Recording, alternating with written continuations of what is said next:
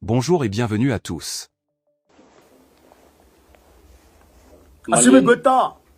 Maliens, mes chers compatriotes, hôtes du Mali, je suis particulièrement heureux de m'adresser à vous ce soir, par la grâce d'Allah, à l'entame de la nouvelle année. La traditionnelle présentation des vœux de Nouvel An nous offre l'occasion de faire le point de l'année écoulée. Avant de commencer, n'oubliez pas de vous abonner et d'activer la cloche de notification pour ne rater aucune de nos prochaines vidéos. C'est parti. Pour mieux nous projeter dans la nouvelle année.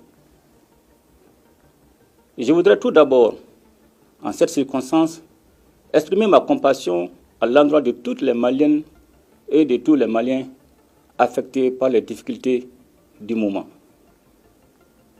Ma pensée va également à l'endroit de nos forces de défense et de sécurité engagées dans la défense opérationnelle du territoire.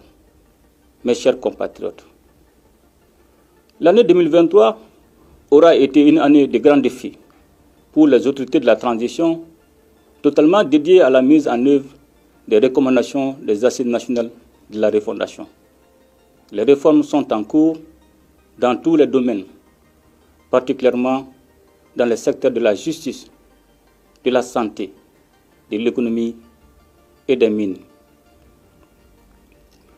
Le secteur minier, porteur de grandes opportunités de développement, a été doté d'un nouveau code et d'une loi sur le contenu local. Il ouvre la voie à d'énormes opportunités de développement endogène et à d'importantes ressources budgétaires. Mes chers compatriotes, l'État a renforcé l'amélioration de la gouvernance et a accéléré l'appui aux entreprises publiques.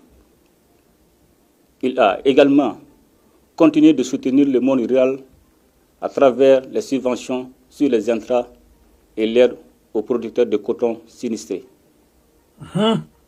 L'État a par ailleurs soutenu le financement du secteur privé en fournissant un appui conséquent au fonds de garantie du secteur privé à plus de 100 milliards de francs CFA.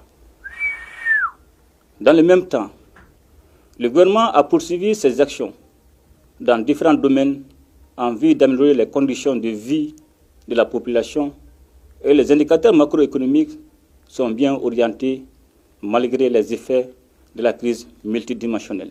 Des investissements importants sont aussi engagés dans le domaine de la santé et de l'éducation par la construction d'infrastructures, l'acquisition d'équipements et le renforcement des capacités.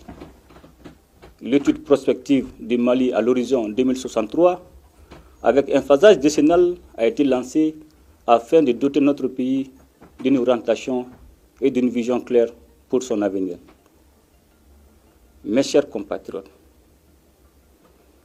toutes ces actions déterminantes pour l'avenir de notre pays ont été réalisées grâce à la résilience du peuple malien qui consent d'énormes sacrifices pour le retour de la paix, de la prospérité et de l'autorité de l'État. Dans le cadre de la pacification durable du climat social, le gouvernement et les partenaires sociaux ont signé le pacte de stabilité sociale et de croissance dont l'incidence financière est évaluée à plus de 105 milliards de francs CFA. Ah ouais. Ce pacte intègre l'ensemble des réformes administratives, juridiques et institutionnelles contenues dans les recommandations de la conférence sociale. Il est important de noter que le climat social s'est considérablement apaisé depuis la signature du pacte. Cet apaisement est à l'actif des partenaires sociaux, dont il convient de saluer le sens élevé du patriotisme. Les États généraux de la jeunesse qui se sont déroulés du 1er au 22 décembre 2023 ont constitué un moment de retrouvailles et de ferveur qui a permis de faire l'état des lieux des défis de la jeunesse malienne autour de l'essentiel et ont fait des propositions de solutions. Mes chers compatriotes, notre pays est confronté aujourd'hui à une crise aiguë dans la fourniture de l'électricité qui cause des désagréments à la population. Ça c'est vrai. Il faut cependant rappeler que cette situation est consécutive à plusieurs années de mauvaise gestion et du manque de vision pour le développement de ce secteur stratégique. C'est ça qui la vérité. Conscient de l'impérieuse nécessité d'atténuer les souffrances des populations et de trouver des solutions pérennes à cette crise, les autorités de la transition ont initié des actions sur le court, moyen et long terme. Ces actions ont concerné l'accélération du renforcement des équipements de production et de transport, le financement d'opérations immédiates, les réformes et l'amélioration de la gouvernance du secteur de l'énergie. Des projets structurants sont lancés avec le concours de nos partenaires. Mes chers compatriotes, les efforts de développement dans lesquels nous sommes engagés resteraient vains si la lutte contre la corruption dans le domaine administratif et économique n'était pas menée avec détermination. C'est la raison pour laquelle le gouvernement a entrepris une lutte implacable contre ce fléau. Des actions sont ainsi en cours pour que toutes les personnes impliquées dans les actions de corruption répondent devant les instances judiciaires. C'est ça qui est la vérité. Mes chers compatriotes, la question sécuritaire et la reconquête de l'intégrité territoriale de notre pays ont été et demeurent au cœur des préoccupations du peuple malien. Et je voudrais ici saluer l'engagement et la détermination des femmes dans la conduite de l'opération Doukou-Koloko, conformément à la résolution 2690 de l'ONU, ainsi que le soutien multiforme dont elles ont bénéficié auprès du peuple malien. Il me plaît également de saluer les populations qui ont vécu le martyre pendant 11 longues années. Et je voudrais cependant les inviter au calme et à la modération. Notre mission n'est pas achevée. Non. Je rappelle qu'elle consiste à recouvrer et à sécuriser l'intégrité du territoire sans exclusive aucune.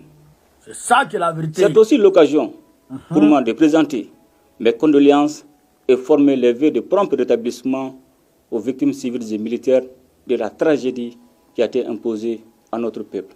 Wallahi.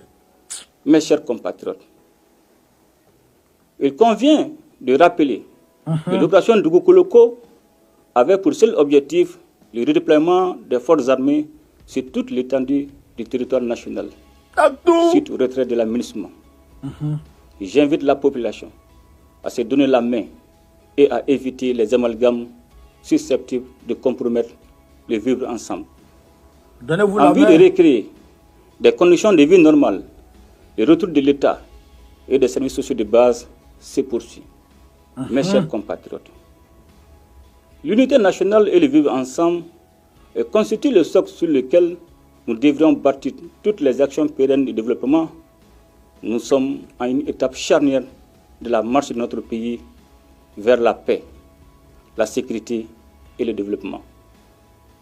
C'est pourquoi, capitalisant les avancées réalisées dans le cadre du processus de paix et tirant les enseignements des défis qui demeurent, j'ai pris l'option de privilégier l'appropriation nationale du processus de paix en donnant toutes ses chances à un dialogue direct intermalien pour la paix et la réconciliation, afin d'éliminer les racines des conflits communautaires et intercommunautaires. Cette décision que nous avions déjà partagée avec les différents acteurs nationaux et internationaux concernés dès l'entame du retrait de la MINUSMA exige de nous, Maliennes et Maliens, que nous nous donnions la main afin de réconcilier notre pays et assurer la cohésion nationale.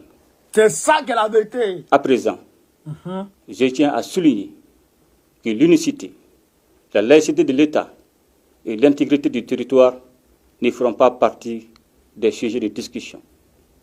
Ah ouais. Il s'agit en effet de créer les conditions pour que chaque Malienne et chaque Malien puisse s'épanouir dans un environnement marqué par la confiance retrouvée entre les communautés sous la protection de l'État. Un comité chargé de piloter ce dialogue sera mis en place dans un délai d'1 mois et devra déposer son rapport au plus tard en février. Cependant, la lutte contre les groupes armés terroristes se poursuivra jusqu'à la pacification totale du pays. Sur aucune portion du territoire national, il ne devrait y avoir de la place pour ceux qui ont décidé d'attenter à nos terres et à la vie de nos populations. Mes chers compatriotes, notre pays a incontestablement posé des actions majeures dans les différents secteurs de la vie nationale.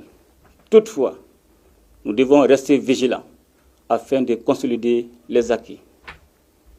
Je voudrais ici remercier l'ensemble des partenaires nationaux et internationaux qui ont appuyé notre pays dans le domaine sécuritaire. Mes remerciements vont surtout à l'endroit de la Fédération de Russie et particulièrement au président Vladimir Poutine, dont le soutien politique et militaire a été déterminant dans les victoires remportées contre nos ennemis. Mes chers compatriotes, les multiples soubresauts politiques que notre pays a connus depuis l'avènement de la démocratie ont indiqué à suffisance la nécessité de mener des réformes politiques. À l'issue des assises nationales de la refondation, véritable exercice de diagnostic, notre peuple a recommandé de mener des réformes politiques prioritaires avant tout retour à l'ordre constitutionnel. En toute logique, et pour ancrer une véritable démocratie au Mali, nous avons estimé que cette fois-ci, l'ordre constitutionnel désiré par les Maliens devrait être différent des autres, car apaisé et sécurisé. En application de cette vision, nous avons réussi collectivement, entre autres, à relire la loi électorale, à créer un organe unique de gestion des élections et surtout à adopter une nouvelle constitution par référendum consacrant la 4e République après tant d'échecs. Au cours de l'année 2024, les efforts tendant à retourner à un ordre constitutionnel apaisé et sécurisé ne faibliront point. Jamais. Mes chers compatriotes, dans le cadre du renforcement des relations de fraternité, d'amitié et de solidarité entre les pays confrontés aux mêmes défis, nous avons, en concertation avec les autorités du Burkina Faso et de la République du Niger, décidé de créer le 16 septembre 2023 l'Alliance des États du Sahel. Fondée sur une architecture de défense collective et d'assistance mutuelle, l'AES est désormais une alliance qui vise, d'une part, une intégration politique renforcée, centrée sur l'intégration des peuples, et d'autre part, aspire à créer les conditions nécessaires à un développement socio-économique, financier, harmonieux des 3 États liés par des relations historiques et stratégiques. Grâce à l'AES, nous œuvrons à réaffirmer notre souveraineté et à redonner un sens aux valeurs de solidarité et de fraternité si chères à nos populations. Mes chers compatriotes, c'est dans ce nouveau contexte que nous allons nous atteler à renforcer notre État pour qu'il remplisse ses missions régaliennes au bénéfice de tous afin d'édifier une société juste et équitable, avec plus d'inclusion sociale et de protection des plus vulnérables. Pour ce faire, nous devrions demeurer attachés aux valeurs cardinales de notre société qui sont, entre autres, la bravoure, l'abnégation au travail, le respect du bien public et la solidarité. Mes chers compatriotes, c'est ensemble que nous allons construire un Mali Koura, c'est-à-dire un Mali prospère et uni dans sa diversité. C'est ensemble que nous serons plus forts pour vaincre l'adversité, pour agir efficacement sur notre présent et déterminer en toute souveraineté notre avenir et celui de nos enfants. C'est donc plein de confiance dans les résolutions que nous avons prises ensemble pour la nouvelle année qu'à chacune et à chacun de vous, j'adresse mes vœux de bonne santé, de succès et de bonheur. Merci, Assimi Goïta. Bonne et heureuse année 2024 dans un Mali pacifié, stable et prospère. Qu'Allah bénisse le Mali et protège les Maliens. Je vous remercie. Frère, ça, c'est le meilleur discours d'Assimi Goïta de tous les temps. Parti. Mais est-ce que vous avez bien suivi, chers camarades, peu d'Afrique? L'accord d'Alger se déplace maintenant pour venir à Bamako. L'accord d'Alger déménage d'Alger pour venir à Bamako. Ça devient accord de Bamako maintenant. Ça devient un accord national. Tous les Wéré, Algérie n'est plus dedans. L'ONU n'est plus dedans. Personne n'est dedans encore. Maintenant, c'est entre Maliens. Ils vont nous avoir parlé. Une décision historique. L'accord d'Alger se déplace maintenant à Bamako. Non, ça, je ne peux pas croire ça. Donc, c'est que Tebboune est dedans. Il n'est plus dans... C'est-à-dire que ça ne compte plus. Les Maliens qui veulent discuter là, ils vont s'asseoir et ils vont discuter. C'est là qu'ils vont s'asseoir et ils vont discuter. Maintenant, il a parlé de l'opération Doukoloko. Opération Doukoloko chez Camarade Peu d'Afrique. Ça, c'est une opération qui vise, chez Camarade Peu d'Afrique, à récupérer tout le territoire national. Tout le territoire du Mali. Même 1 centimètre du Mali ne doit pas rester. Les services de base doivent être rétablis sur tout le territoire du Mali. La police, la gendarmerie, la mairie, toutes ces institutions-là doivent revenir partout à travers le Mali. Mais il dit c'est pas encore achevé, hein. Ça reste un peu. Il a parlé de l'unité nationale. Les Maliens, donnez-vous les mains. Il dit si vous ne vous donnez pas les mains, l'ennemi va passer entre vous pour vous mélanger. Il va vous donner les mains. Mais il dit, dans le nouvel accord, dans le nouveau dialogue qui va se mettre en place à Bamako, ça sera sur 1 mois. Ils vont préparer ça sur 1 mois et ils vont commencer l'accord. Maintenant, ceux qui veulent là, ils vont parler, ils vont venir. Ceux qui ne veulent pas, ils vont laisser. Mais en tout cas, l'accord le dialogue va se faire, va se tenir. Mais dans ce dialogue-là, l'unicité du territoire, unir tout le territoire malien là, ça, c'est pas un débat. Ça ne fait pas partie de ce débat, du dialogue. Ça ne fait pas partie du dialogue. C'est-à-dire qu'il y a certaines personnes qui veulent un état d'Azawa, tout ça là. Ça ne fait pas partie du dialogue. Ça là, enlevez ça du dialogue. La laïcité ne fait pas partie du dialogue. Enlevez ça dedans. Chaque Malien est libre d'appartenir à quelque religion qu'il souhaite. S'il veut être animiste, c'est son affaire. S'il veut être chrétien, c'est son affaire. S'il veut être juif, c'est son affaire. S'il veut être musulman, c'est son affaire. On ne peut pas imposer à quelqu'un ce qu'il ne veut pas. C'est ça ce qui est la vérité. Donc, il dit ça, ceux-là, ces thèmes-là vont pas faire partie du dialogue. C'est de ça qu'il s'agit. Et là, il a remercié le grand Vladimir Poutine.